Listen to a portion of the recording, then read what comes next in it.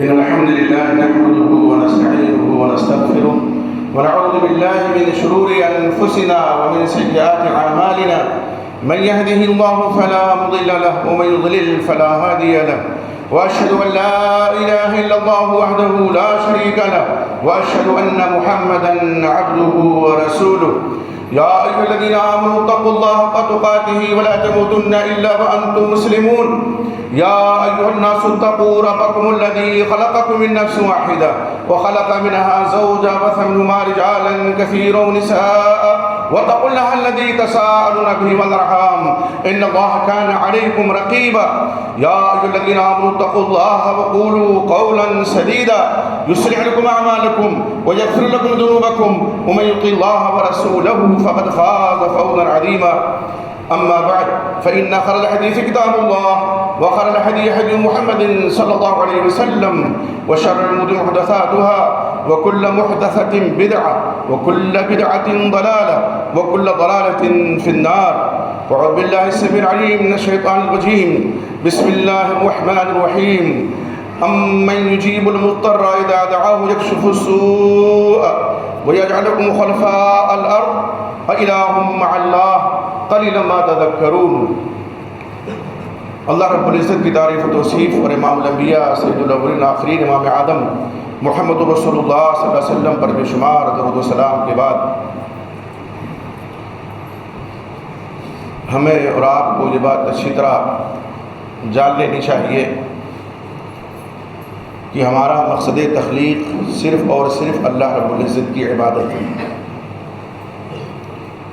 قرآن مجید میں اللہ تعالیٰ ارشاد فرماتے ہیں وما خلقت الجن والانس الا ليعبدون، میں نے جنوں اور انسانوں کو صرف اپنی عبادت کے لیے پیدا کیا ہے۔ یہ نماز، روزہ، حج، زکوٰۃ یہ تو عبادت ہیں ہی۔ عبادت کا مفہوم بڑا وسیع و کشادہ ہے۔ سنن ابی داؤد کی روایت میں اللہ کے نبی محمد رسول اللہ صلی اللہ علیہ وسلم فرماتے ہیں الدعاء والعبادہ، دعا ہی عبادت ہے، یعنی دعا کو آپ نے عبادت قرار دیا۔ اسی طرح استغاثہ ہے، ذبح ہے، نذر ہے، نیاز ہے، یہ سب عبادت ہے۔ اب اگر ہم ان عبادات کو اللہ کے لیے بجا لاتے ہیں تو اللہ کی عبادت ہوگی، اور اگر غیر اللہ کے لیے کوئی کرنے لگے تو وہ غیر اللہ کی عبادت کر رہا ہے۔ ظاہر ہے جب یہ عبادت ہے تو عبادت اللہ ہی کی ہونی چاہیے۔ اب عبادت اللہ کی نہ کر کے کوئی شخص اگر غیر اللہ کی عبادت کرنے لگے تو غیر اللہ کی عبادت ہوگی، اور یہ شرک ہے۔ پریشان حال کی پریشانی کو دور کرنے والا، فریادی کی فریاد کو سننے والا، بگڑی بنانے والا، دعائیں قبول کرنے والا، صحت دینے والا، تندرستی عطا کرنے والا کون ہے؟ اللہ رب العزت ہے۔ لاچار کوئی شخص ہے، اس کی بے چارگی کو دور کرنے والا کون؟ اللہ رب العزت ہے۔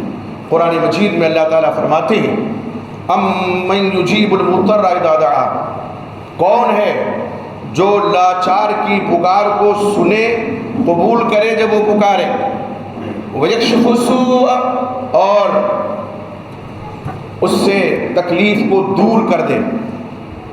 کون ہے؟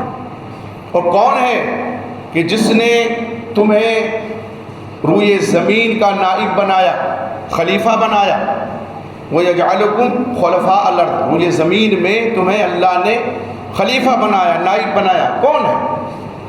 اللہ نے سوال کیا، پھر اللہ ارشاد فرماتے ہیں اِلَٰهٌ مَّعَ اللَّهِ، کیا اللہ کے علاوہ کوئی اور معبود ہے؟ جو لاچار اور بے چارگی میں مبتلا شخص کی فریاد کو سنے، اس کی دعا کو، اس کی پکار کو سنے اور اس سے تکلیف کو دور کرے؟ کون ہے جس نے تم کو روئے زمین میں نائب اور خلیفہ بنایا؟ کیا اللہ کے ساتھ کوئی اور ہے؟ اللہ فرماتے ہیں قلیلا ما تذکرون، بہت کم نصیحت تم لیتے ہو، پکڑتے ہو۔ اس آیت کریمہ نے یہ بات واضح کر دی کہ اگر کوئی تکلیف میں مبتلا ہے، پریشانی میں مبتلا ہے، تو اسے چاہیے کہ وہ صرف اللہ کو پکارے. وہی مددگار ہے، وہی غوث اعظم ہے، اس کے علاوہ کوئی غوث اعظم نہیں ہے. غوث کے معنی کیا ہوتے ہیں؟ مدد کرنے کے ہوتے ہیں.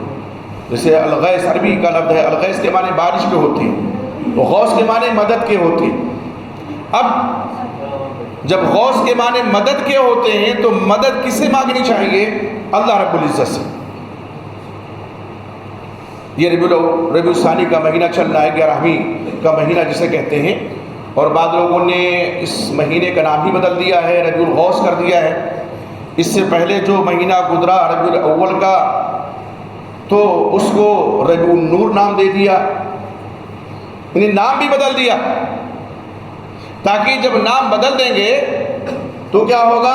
بدعت نوازی بھی آسان ہو جائے گی، بدعت کی ترویج و اشاعت بھی آسان ہو جائے گی.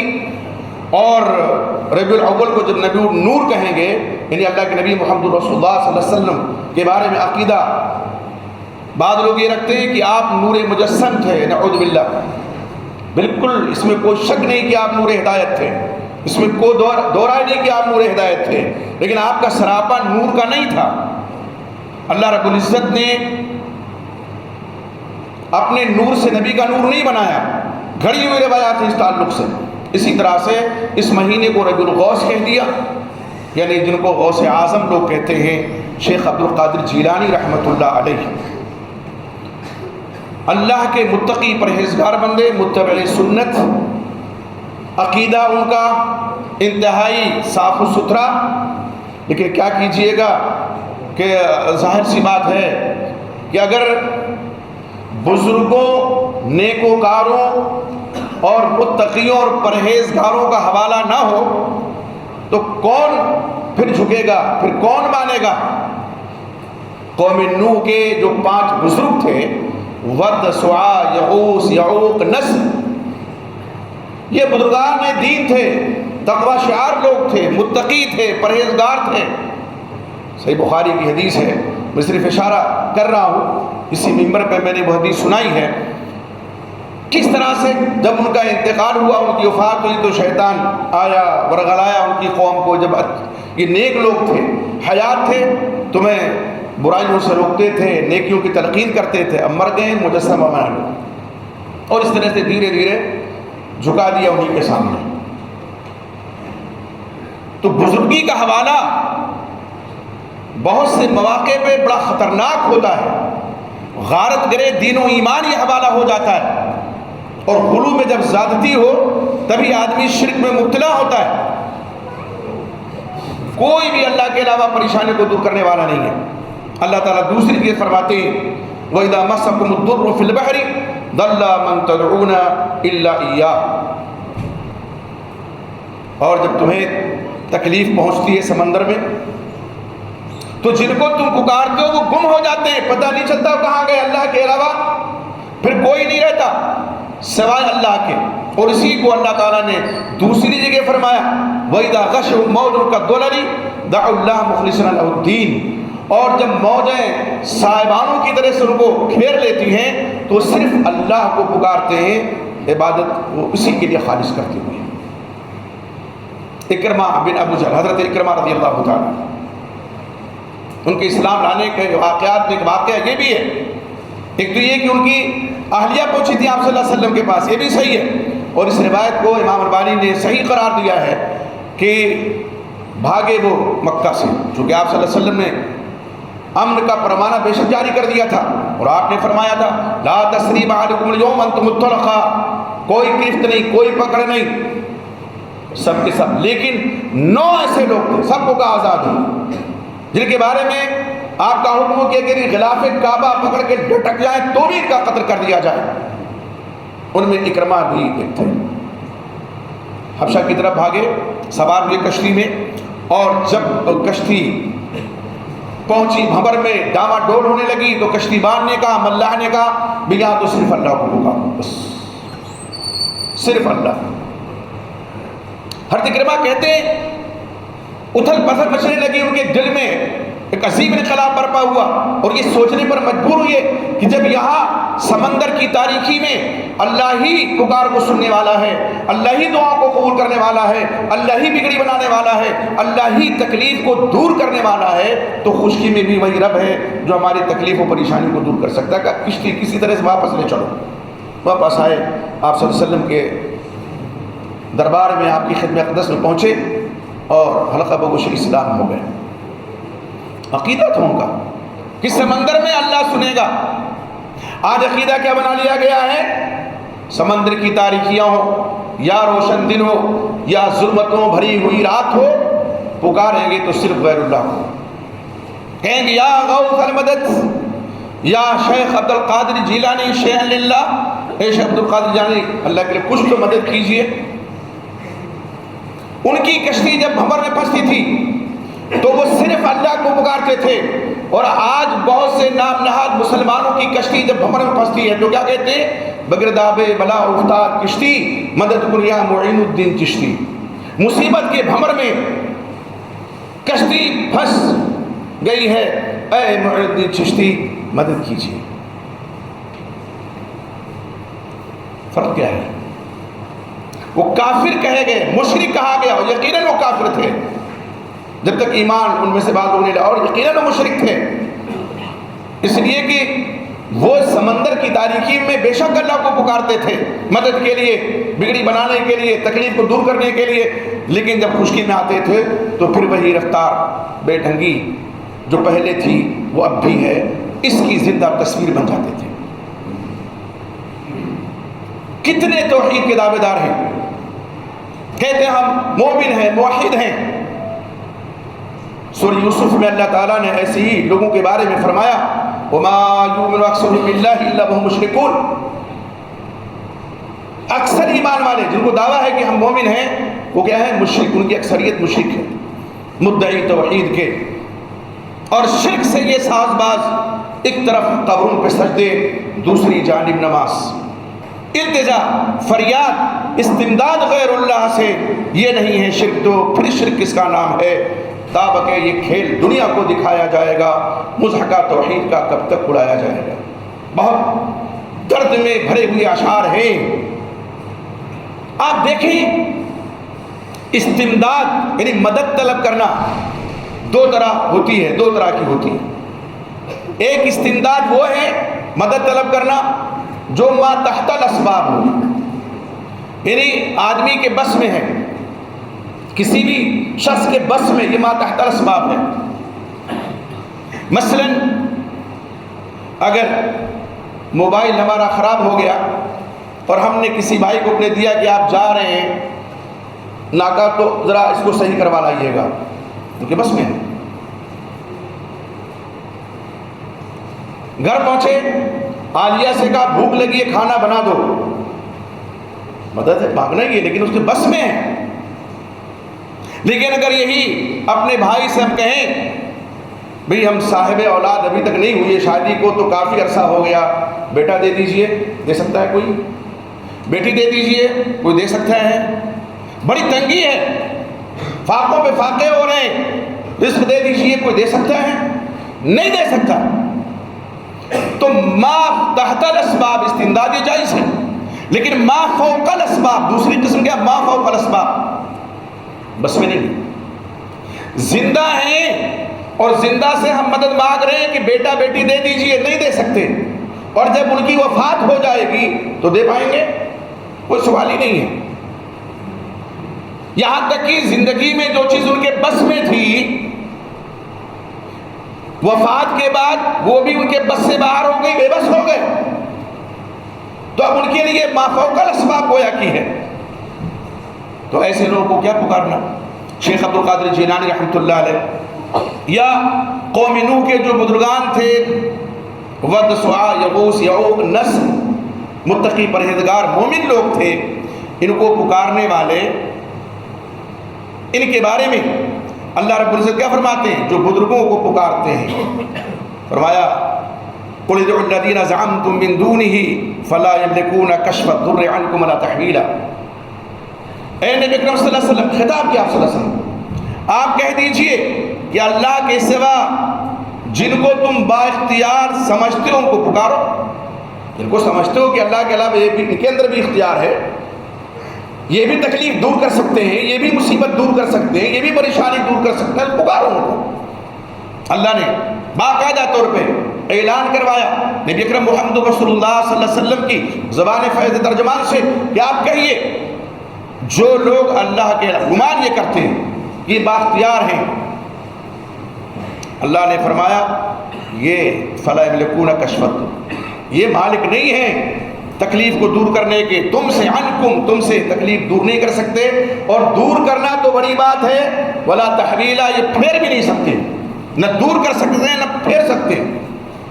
اولئک الذین یدعون یبتغون الی ربہم الوسیلہ، یہ لوگ جن کو پکارتے ہیں وہ خود اللہ رب العزت کا قرب چاہتے ہیں، وہ بزرگ خود اللہ کا قرب چاہتے ہیں، اس کا تقرب چاہتے ہیں، اس کے قریب ہونا چاہتے ہیں۔ اور کی کیا خواہش ہوتی ہے؟ ایہم اقرب، کون ہے جو زیادہ قریب ہو جائے ان میں اپنے رب کے، اور کیا ہے؟ وَيَرْجُونَ رَحْمَتَهُ، اللہ کی رحمت کی امید لگائے ہوئے ہیں، وہ اللہ کی رحمت کی امید میں بیٹھے ہوئے ہیں، اللہ کی رحمت کے امید میں ہیں، اور وَيَخَافُونَ عَذَابَهُ، اور اللہ کے عذاب سے ڈر رہے ہیں۔ اِنَّ عَذَابَ رَبِّكَ كَانَ مَحْذُورًا، بے شک آپ کے رب کا عذاب ڈرنے ہی کی چیز ہے، رب کے عذاب سے ڈرنا چاہیے۔ تو یہ بزرگان دین، وہ چاہے شیخ عبد القادر جیلانی رحمۃ اللہ علیہ ہو، معین الدین چشتی رحمۃ اللہ علیہ ہو، اور بہت سے تو ایسے جن کے بارے میں حقیقت میں پتہ ہی نہیں ہے کہ اندر کون ہے یہاں پہ، کوئی 20 گزا پیر ہے، کوئی 10 گزا پیر ہے، کوئی پیر روشن ضمیر ہے، جب دنیا میں تھے کچھ نہیں کر سکتے تھے، وہ خود دوسروں کے دستے نگر تھے، کوئی اگر روٹی پہنچا دیتا تو کھا لیتے، نہیں تو فاقے میں رہتے تھے، اور جیسے ہی وفات ہوئی اور جیسے ہی قبر میں اتارے گئے اور اس کے بعد پختہ قبر بنی، وہ روشن ضمیر ہو گئے، وہ بگڑی بنانے والے ہو گئے، وہ تکلیفوں کو دور کرنے والے ہو گئے۔ عجیب طرفہ تماشا ہے، مت ماری گئی انسان کی۔ ایمان کسے کہتے ہیں؟ ایقان کسے کہتے ہیں؟ اللہ پر توکل کسے کہتے ہیں؟ کیا یہ ساری چیزیں ایمان کے منافی نہیں ہیں؟ شیخ عبد القادر جیلانی رحمۃ اللہ علیہ کے تعلق سے ایسی ایسی کہانیاں کھڑی گئیں کہ علامہ الحفیظ قطعاً اس سے 1000 درجہ دور تھے وہ۔ ان کی بہت سی کتابیں ہیں، پر میں نے یہاں ایک خطاب بھی کیا ہے شیخ عبد القادر جیلانی رحمۃ اللہ علیہ کے سوانے پہ، جب وہ سوانے کا سلسلہ چل رہا تھا، نبی کریم محمد رسول اللہ صلی اللہ علیہ وسلم آدم سے لے کر کے اور محدثین کرام تک، تو شیخ عبد القادر جیلانی رحمۃ اللہ علیہ کا بھی ذکر جمیل کیا تھا ہم نے۔ ان کی کتاب ہے فتح الغیب، ان کی کتاب ہے البنیہ لطالب طریق الحق، جس کا ترجمہ بنت الطالبین کے نام سے کیا گیا ہے، اور اسی طرح سے الفتح الربانی ان کی کتاب ایک ہے۔ تمام کتابوں کو پڑھ جائیے، اتباع کتاب و سنت ان کا شیوا، اتباع کتاب و سنت ان کی تلقین، اور صحیح العقیدہ عالم دین تھے شیخ عبد القادر جیلانی رحمۃ اللہ علیہ۔ وہ الفتح الربانی میں فرماتے علیکم بالاتباع، اتباع کتاب و سنت کو تم اپنے اوپر لازم پکڑو، من غیر ابتداع، بدعت چھوڑ دو، بدعت کے خلاف تھے، سخت خلاف تھے۔ پھر آگے ارشاد فرماتے علیکم بمذہب السلف الصالح، سلف صالح کے مذہب کو لازم پکڑو۔ معلوم کیا ہوا اس ارشاد سے کہ شیخ عبد القادر جیلانی رحمۃ اللہ علیہ سلفی تھے، وہ یہ تلقین کر رہے ہیں اپنی کتاب الفتح الربانی میں، المجلس العاشر ہے وہ، اس میں تلقین کر رہے ہیں کہ علیکم بمذہب السلف الصالح امشوا فی الطریقۃ فی الجادۃ المستقیمہ، سیدھی راہ پہ چلو۔ تو سیدھی راہ کتاب و سنت کی راہ ہے۔ جو شیخ، جو اللہ کے ولی، جو متقی پرہیزگار عالم دین یہ تلقین کر رہے ہوں، کیا وہ ایک لمحے کے ہدار میں، حصے میں، اپنے دل میں یہ خیال لا سکتے ہیں کہ اللہ نے جو فیصلہ کر دیا ہے میں اس کو بدل دوں گا؟ لیکن صاحب کہانی گھڑی گئی۔ کیا ایک خادم تھا، بیان کرتے لوگ، اب یہ پورا مہینہ بیان ہوگا۔ ایک خادم تھا، کن کا؟ شیخ عبد القادر جیلانی، تو کہتے ہیں غوث اعظم کا، مر گیا۔ اس کی بیوی روتی ہوئی آئی، کہا حضور آپ کا خادم فوت ہو گیا ہے، میں بہت پریشان ہوں، فریاد کرنے لگی۔ مراقبے میں گئے، نظر ڈالی تو دیکھا کہ ملک الموت ٹوکری میں روحیں لیے جا رہا ہے۔ اس سے کہا میرے خادم کی روح واپس کر۔ ملک الموت فرشتے نے کہا میں کیسے واپس کروں، رب کا حکم ہے کہ اس کی روح قبض کرو تو میں قبض کر کے لے جا رہا ہوں۔ اور فرشتوں کے بارے میں تو قرآن کہتا ہے نا، لا یعصون اللہ ما امرہم ویفعلون ما یؤمرون، اللہ نے جو حکم دیا ہے ایک سرے منہ اس سے سرتابی نہیں کر سکتے، نافرمانی نہیں کر، جو کچھ اللہ کی جانب سے ان کو ہوا اس کو کر گزریں گے، یہ ان کی خاص صفت ہے۔ اب کیا کہہ رہے ہیں؟ واپس کرو۔ اس نے کہا میں کیسے واپس کر سکتا ہوں، اللہ کا حکم ہے۔ نہیں کرو گے؟ بالکل نہیں کروں گا۔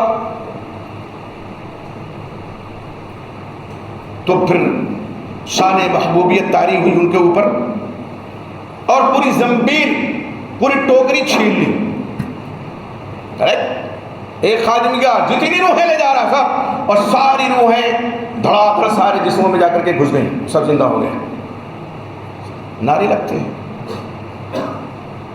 اللہ رب العزت، یوں ہی امید کون ہے؟ اللہ تعالیٰ ہے۔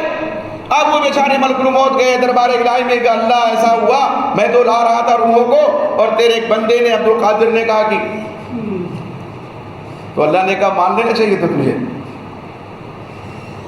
ورنہ پھر اتنی جانوں کو نہیں چھوڑنا پڑتا، ایک ہی جان چھوڑتا تو، ان کے خادم کی جان، ان کی روح، اس کی روح، یہ کیا؟ اس لیے دھوبی کا قصہ بیان کر کیا جاتا ہے، جھوٹ ہے یہ، گپ ہے یہ، کوئی سند نہیں ہے اس کی، کوئی سند نہیں ہے۔ کچھ سند لا کر کے دکھائے، اور کیسے کوئی دکھا سکتا ہے؟ برزخ کی دنیا تو وہ دنیا ہے کہ قبر کا حال مردہ ہی جانتا ہے، کیسے پتہ چلا ان کو؟ دھوبی مر گیا۔ اب دھوبی مر گیا، پیران پیر کا ملک الموت آئے، پوچھتے مر رب کا، سوال 3 کریں گے حدیث میں، تمہارا رب کون ہے؟ کہتا میں تو غوث پاک کا دھوبی ہوں، اعوذ باللہ، مادینوں کا غوث پاک کا دھوبی ہوں، کپڑا دھلتا تھا ان کا۔ ماذا تقول فی ھذا الرجل، آپ صلی اللہ علیہ وسلم کے بارے میں سوال، اس شخص کے بارے میں کیا کہتے؟ دھوبی تھا، خواجہ تھا۔ دھوبی کن کا؟ غوث پاک کا۔ حیران ہے دونوں منکر نکیر کہ اللہ تیرا ایک بندہ آیا ہے قبر میں، وہ تو تینوں سوال کا ایک ہی جواب دیتا ہے۔ کہا کیا سوال کرتے ہو اس سے کیا سوال کرتے ہو؟ وہ تو میرے محبوب بندہ کا دھوبی ہے، اس نے زندگی بھر اس کے کپڑے دھلے، میں نے اس کے گناہ دھل دیے، سب سے سوال ہوگا۔ دھوبی بچ گیا۔ یہ برزخ کا معاملہ ہے، قبر کا معاملہ ہے۔ کیسے پتہ چلا کہ منکر نکیر آئے تھے اور یہ سوال کیا تھا؟ دھوبی زندہ ہو کر کے آیا تھا قبر سے نکل کر کے، بتایا کس نے؟ یعنی اتنا بھی سینس نہیں ہے، اتنی بھی بصیرت نہیں ہے۔ بصارت چھن جائے تو سمجھ میں آتا، بصیرت بھی چھن گئی۔ اتنا بھی سوچ نہیں سکتے کہ یہ برزخی معاملہ ہے، برزخ کی دنیا ہے، اس کے بارے میں بلا سر پیر کے بیان کر رہے۔ کس سے سنا؟ دھوبی تو آنے سے رہا، اچھا اس کی روح تو چھینی نہیں تھی۔ اس طرح کی کہانیاں کس کی جانب؟ ولی کامل شیخ عبد القادر جیلانی رحمۃ اللہ علیہ کی طرف منسوب کی جاتی ہے۔ میں بڑی ذمہ داری کے ساتھ کہتا ہوں، شیخ عبد القادر جیلانی رحمۃ اللہ علیہ کی طرف جو بہت سے منسوبات ہیں ان کو چھوڑ دیجئے، ان کے کتاب فتح الغیب کوئی پڑھ لے، الفتح الربانی پڑھ لے، اور اسی طرح غرۃ الطالبین، عقیدہ بھی انشاءاللہ صحیح ہو جائے گا، اور اس کی نماز بھی درست ہو جائے گی، نماز بھی۔ اور اگر قاعدے سے پڑھ لیں تو ایسے لوگ 11ویں دینا چھوڑ دیں گے کہ یہ تو کہتے ہیں علیکم بالمذہب السلف الصالح، اور سلف صالح سے مراد کون ہے؟ صحابہ کرام رضی اللہ عنہم اجمعین، کہ صحابہ کے منہج پہ رہو، سلف صالحین کے منہج پر چلو۔ اور ہم تو یہاں ہندوستان کے پیروں فقیروں کو ماننے والے، یہاں کے علماء کو فالو کرنے والے، یو پی کے 2 شہر ہیں ان کی جانب نسبت کرنے والے، یہ قصبہ چھوڑ دیں گے، قطعا نہیں کریں گے۔ میرے بھائی عبادت کا مسئلہ ہے. عبادت اگر غیر اللہ کے لیے کوئی بجا لائے گا اور غیر اللہ کی عبادت کرے گا، اللہ کبھی معاف نہیں کر سکتے اس شخص کو. نمازیں پڑھیں، روزے رکھیں، حج بھی کر لیں، زکوٰۃ بھی دیں، کچھ بھی کریں، بغیر توحید کے کوئی بھی عمل اللہ کے ہاں قابل قبول نہیں ہے. توحید اول بھی ہے، توحید آخر بھی ہے، اور توحید کی معرفت اسی وقت حاصل ہو سکتی ہے حقیقی جب ہم شرک کو سمجھیں گے کہ شرک کیا ہے. عربی کا بڑا مشہور مقولہ ہے، وہ بضدھا تتبین الاشیاء، چیزوں کی پہچان اس کے ضد اور اپوزٹ سے ہوتی ہے. دن کی پہچان رات سے، دن ہے نا، رات نہ آتی تو اس کو دن کیسے کہتے؟ مرد کی پہچان عورت سے، عورت کی پہچان مرد سے، اپوزٹ ہے ایک دوسرے کے. تو تعرف الاشیاء باضدادھا، اشیاء کی پہچان، چیزوں کی پہچان ان کے اپوزٹ سے ہوتی ہے. توحید کی اگر معرفت حاصل کرنی ہے تو شرک کو پہچاننا ہوگا. اور شرک کے بارے میں آپ صلی اللہ علیہ وسلم نے فرمایا کہ لہو دبیب کا دبیب النملی، چوٹی کی چال، جب تک کاٹے نہیں تب تک احساس نہیں ہوتا کہ چوٹی پیٹھ پہ چل رہی ہے، جس پہ چل رہی ہے. انتہائی باریک سمجھنا ضروری ہے، شرک کو سمجھنا ضروری ہے، پھر توحید نکھر کر کے سامنے آ جائے گی انشاءاللہ. اور یہ علماء ربانیین، یہ ہمارے بزرگان دین، اللہ ان کی قبر پہ رحمت کی برکھا نازل فرمائے.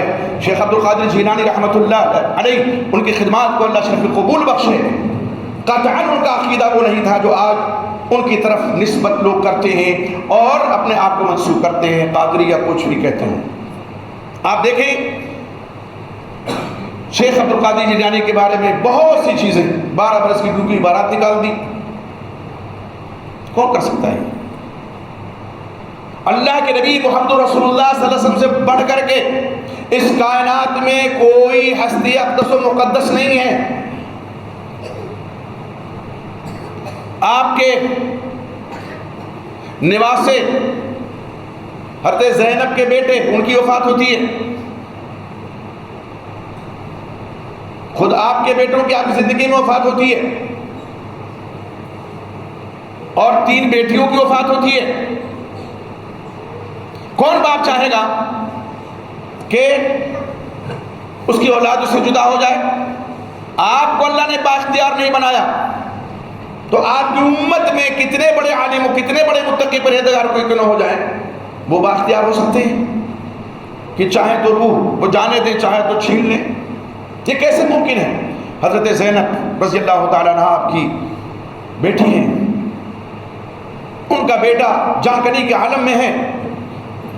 سی بخاری کی حدیث بیچتی ہیں، کہتے ہیں ابا جان کو بلا لاؤ. آپ صلی اللہ علیہ وسلم کہتے ہیں جا کے کہہ دو صبر کرے، اللہ سے اجر کی طلبگار ہوں. پھر قسم دلائی کہ ضرور آنا ہے.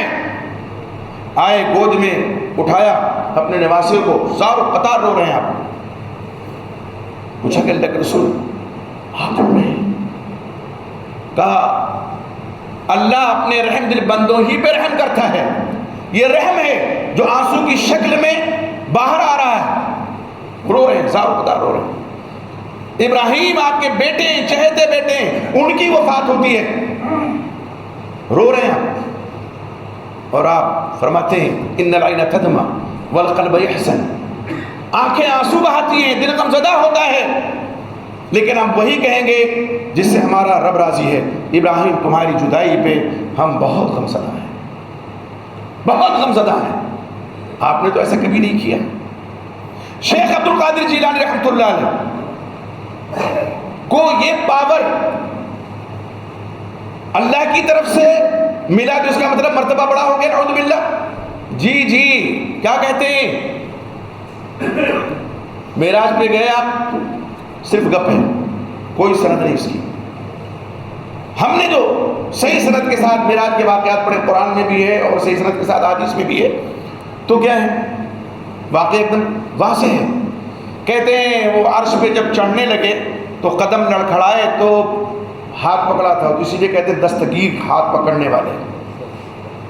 آگے آگے ہیں، پیدا آپ کے کئی سو سال کے بعد پیدا ہوتے ہیں اور ہاتھ پکڑ رہے ہیں وہاں عرش پر آپ کا.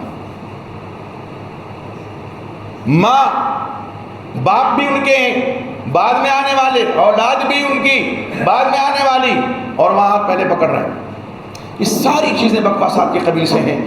یقین جانیے توحید کی دولت، توحید کی نعمت سے بڑھ کر کے کوئی نعمت نہیں ہو سکتی ہے۔ بزرگان دین کا احترام ہونا چاہیے، ان کی عزت و تکریم ہونی چاہیے، علماء کا وقار، بزرگان دین کا وقار مسلم ہے، اس میں کوئی دو رائے نہیں ہے۔ قرآن میں اللہ تعالیٰ نے فرمایا انما یخشی اللہ من عبادہ العلماء، حقیقی معنوں میں اللہ سے ڈرنے والے اس کے بندوں میں کون ہیں؟ علماء ہیں۔ لیکن قطعاً اس کا مطلب نہیں ہے کہ ان کے سامنے جھک جایا جائے، ان کو مشکل کشا سمجھا جائے، ان کو حاجت روا مانا جائے، ان سے استمداد کی جائے، ان سے فریاد کی جائے، ان سے بگڑی سنواری جائے، ان سے تکلیف دور کرائی جائے، ان سے بیٹا مانگا جائے، اولاد مانگی جائے۔ قطعاً درست نہیں ہے، جائز ہی نہیں ہے، بلکہ یہ شرک ہے۔ اور اگر یہ شرک نہیں ہے تو ہم نہیں سمجھتے شرک اور کس چڑیا کا نام ہے۔ آپ سب کچھ وہ جو اللہ کے لیے خاص ہے غیر اللہ کے لیے کرتے رہیں اور کہیں کہ ہم تو الحمدللہ مومن ہیں، موحد ہیں، یہ کیسے ممکن ہے؟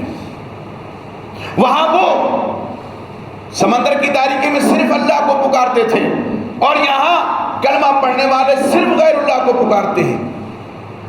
ٹٹولنا چاہیے اس دھڑکتے ہوئے دل میں ایمان کہاں ہے، سینے کے اندر جو دل ہے دھڑکتا ہوا کس گوشے میں ایمان ہے، آواز دینا چاہیے اسے کہ تم بچے بھی ہو کہ نہیں بچے ہو۔ میرے بھائی یہ ماہ و سال آتے جاتے رہیں گے، ماہ و سال آتے ہیں جاتے ہیں، گردش لیل و نہار ایک دم متعین، لیکن کسی مہینے میں کوئی عبادت خاص کر لینا جو ثابت نہ ہو یہ قطعاً درست نہیں ہے۔ تو یہ 11ویں کا مہینہ قطعاً نہیں ہے، یہ ربیع الثانی کا مہینہ ہے جو ربیع الاول کے بعد آتا ہے، قطعاً نہیں ہے۔ اور اس کا شیخ عبد القادر جیلانی رحمہ اللہ رحمۃ واسعہ ان سے کوئی تعلق نہیں ہے، کوئی تعلق نہیں ہے۔ آپ 11 ربیع الثانی دیکھیں گے، اب تو بعض لوگ یہ بھی کہنے لگے کہ ہاں اسی مہینے میں کسی دن 11 کو متعین کیا، کوئی تعلق نہیں ہے۔ اللہ سے دعا کیجیے کہ اللہ تعالیٰ ہمارا اور آپ کا خاتمہ ایمان پہ فرمائے، توحید پہ قائم رکھے، توحید پہ دائم رکھے، اور جب اس دنیا سے ہم جانے لگے تو ہمارے لبوں پہ اشہد لا الہ الا اللہ واشہد ان محمدا عبدہ ورسولہ کا حکم جاری ہو۔ اللہ ہم تیرے عاجز مادہ بندے ہیں، گنہگار ہیں، سیاہگار ہیں، لیکن میرے مولا تیرے در سے وابستہ ہیں۔ اللہ ہمارے گناہوں کو معاف فرما، ہماری لغزشوں کو معاف فرما، ہماری خطاؤں کو معاف فرما۔ اللہ رب العزت میں جو بیمار کو شفا عطا فرما، ہمارے وہ بھائی جو قرض دار ہیں اللہ کوئی آسان سی سبیل فدا فرما دے، ان کا قرض دور ہو جائے۔ اللہ ہمارے مسلمان بھائی جو دنیا کے کسی خطے پریشان حال ہیں اللہ ان کی پریشانی کو دور فرما۔ اللہ رب العزت یہ وطن ہمارا پیارا وطن ہے، اس وطن سے فطری محبت ہے، اس وطن میں ہمیں امن و امان کی زندگی عطا فرما، ہماری عزت و آبرو کی حفاظت فرما، ہماری جان ہمارے مال کی حفاظت فرما۔ اللہ ہمیں باہم شکر و شکر کر دے۔ اللہ ہمارے دلوں میں اپنے کسی مومن بھائی کے تعلق سے اگر غل و حسد ہے، کینہ کپٹ ہے، بغض ہے، اللہ رب العزت تمام قلبی بیماریوں کا خاتمہ فرما کر کے ہمارے دلوں کو صاف و ستھرا مجلہ اور مصفہ بنا دے، ایمان کی دولت سے ہمارے دلوں کو مالا مال فرما دے، اپنا خوف ہمارے دلوں پر طاری کر دے۔ اللہ رب العزت جس طرح تو نے ہمیں اکٹھا کیا ہے اللہ توفیق عطا فرما، ہم تیری رضا پا کر کے جنت میں اکٹھا رہیں۔ اللہ جن کے والدین یا والدوں سے کوئی ایک دن جو حیات ہے اللہ توفیق عطا فرما، ان کی خدمت کے تیری رضا حاصل کریں۔ اللہ رب العزت جن کے والدین یا والدوں سے اگر کسی ایک کی وفات ہوگی تو ان کی بار بار مغفرت فرما، ان کے گناہوں کو معاف فرما، ان کی لغزشوں کو معاف فرما۔ اللہ میں جو مومن مرد مومنہ خواتین جن کی وفات ہو چکی ہے اللہ رب العزت ان کے گناہوں کو معاف فرما، ان کی خطاؤں کو معاف فرما۔ اللہ جنت میں تمام مومن مرد تمام مومنہ عورتوں کو مقام عطا فرما، آمین تقبل اللہ۔